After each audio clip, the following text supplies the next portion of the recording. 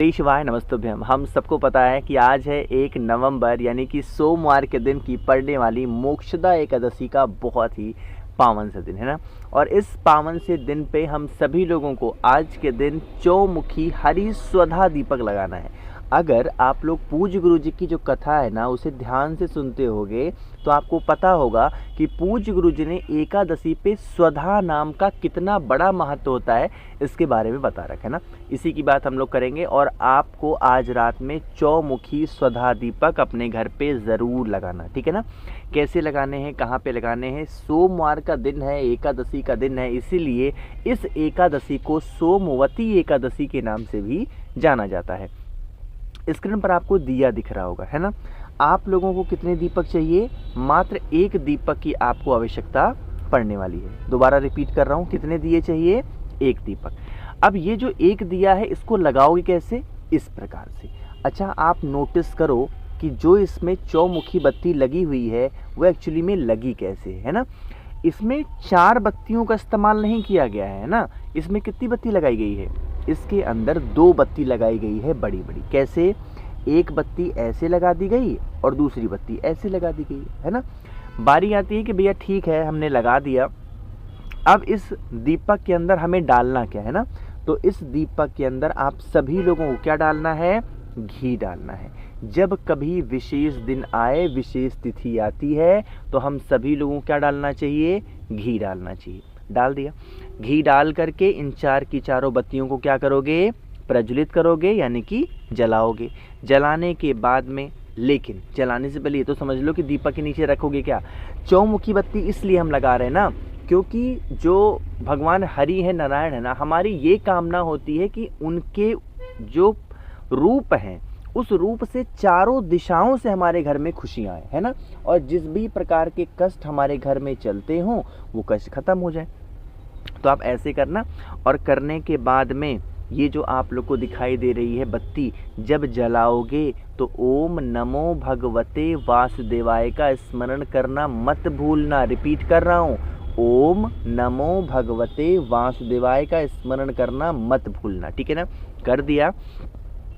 अब करने के बाद में आप लोगों के पास में होना चाहिए थोड़ी सी हल्दी है ना। क्या होना चाहिए? हल्दी। हल्दी को दीपक के नीचे रख देना और फिर इस दीपक को तभी जलाना। अब बारी आती है कि भैया ठीक है लेकिन इस दीपक को हम जलाएंगे कहाँ पर? अपने घर में रखेंगे कहाँ पर? ये एक बहुत बड़ा सवाल होता है बहुत सारे लोगों का। तो मैं आपको बता दूं, जैसे ये आपका गेट है ना, मैंने अपने घर के एक छोटा सा ऐसे दिखाया है पोर्शन आपको समझाने के लिए ना।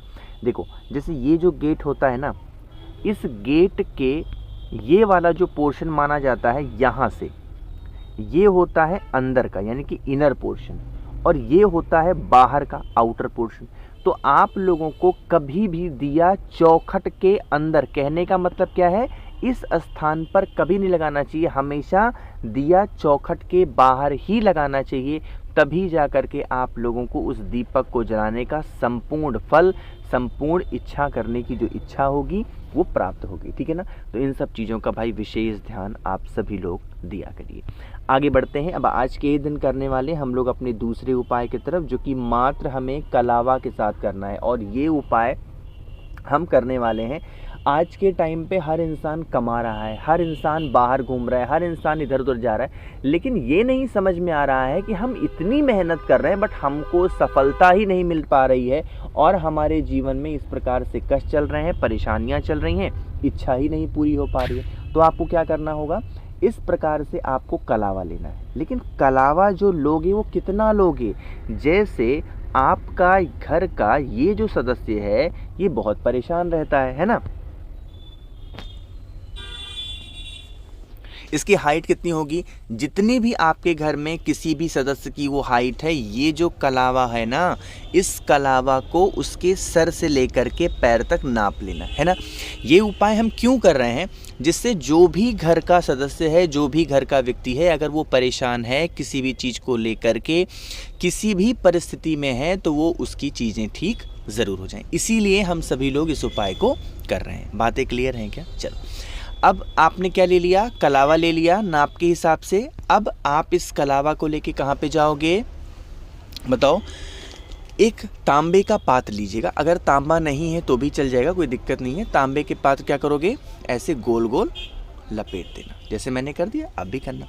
फिर आप इस कलश को यहाँ से उठाएंगे, देवाधिदेव महादेव के शिवलिंग के पास लेकर के पहुँच जाएंगे। यहाँ पर पहुँच करके अब आप लोग को क्या करना है, जो कलावा था आपने कहाँ पर लपेटा था, एक मिनट, आपने उस कलावा को इस कलश के चारों तरफ उसके मुख पर लपेटा था, यही तो किया था।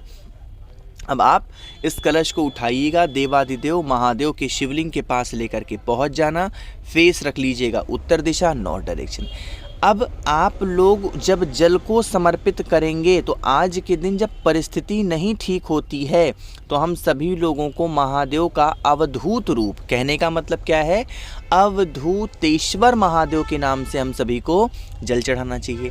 जल चढ़ाने की विधि क्या है, जो जल का मुख हो वो हमें अपनी तरफ करते हुए जल को चढ़ाना चाहिए, है ना। चढ़ाने के बाद में महादेव से विनती करना कि हे शिव शंभु, हमारे घर में, हमारे परिवार में ऐसे सदस्य हैं, ऐसे व्यक्ति हैं जिनको बहुत ज़्यादा परेशानी है, जिनको बहुत ज़्यादा टेंशन है, आप हमारे घर परिवार से इन सभी समस्याओं को दूर करें। ऐसे विनती, ऐसे प्रार्थना करना। और देन प्रार्थना करने के बाद में अब आप लोगों को जो कलावा आपने इस कलश के मुख पे बांधा था उस कलावा को निकालिएगा, और निकालने के बाद में जो भी घर का सदस्य परेशान है उस परेशान वाले व्यक्ति के हाथों में अगर इस कलावा को आप लपेट देते हो, बांध देते हो, तो आपके घर में कभी समस्या, परेशानी, तकलीफ़ें नहीं आती हैं, ठीक है ना। करिएगा ज़रूर सभी लोग, किसी को भूलना बिल्कुल नहीं है। आगे बढ़ते हैं इस वीडियो के तीसरे उपाय की तरफ। बहुत फेमस, मतलब बहुत फेमस ये उपाय है, आपको ज़रूर करना चाहिए, और वही लोग करेंगे इस उपाय को जिनको पैसे की ज़रूरत है। जिनको पैसे की ज़रूरत नहीं है वो इस उपाय को बिल्कुल नहीं करेंगे और ये वीडियो छोड़ करके जा सकते हैं, ठीक। लेकिन जिनको भी पैसे की ज़रूरत है, घर में पैसे नहीं टिकते या फिर और पैसे चाहिए, घर बनाना है, मकान लेनी है, प्रॉपर्टी लेनी है, तो आप इस उपाय को करेंगे। सबसे पहला काम जल्दी से करना है, वीडियो को लाइक, और जिसने अभी तक चैनल को सब्सक्राइब नहीं किया, मेरी आवाज़ आप पहली बार सुन रहे हैं, चैनल को ज़रूर सब्सक्राइब करेंगे। अब समझ लो, जैसे यहाँ पर बेलपत्र आपको दिख रही है, कौन सा दिन है, एकादशी का दिन है। एकादशी के दिन हमें किसका स्मरण करना होता है, हमेशा स्वधा नाम का ध्यान करना होता है। रिपीट कर रहा हूँ, क्या ध्यान करना होता है, स्वधा नाम का। अब आप क्या करना, ऐसे एक नॉर्मल सी बेलपत्र अपने घर में से कहीं से ले लो, लेकिन ध्यान रखिएगा बेलपत्र को तोड़ना मत, कहीं से भी मिल जाए या महादेव के शिवलिंग के ऊपर से ही उठा लो, बट तोड़ना मत।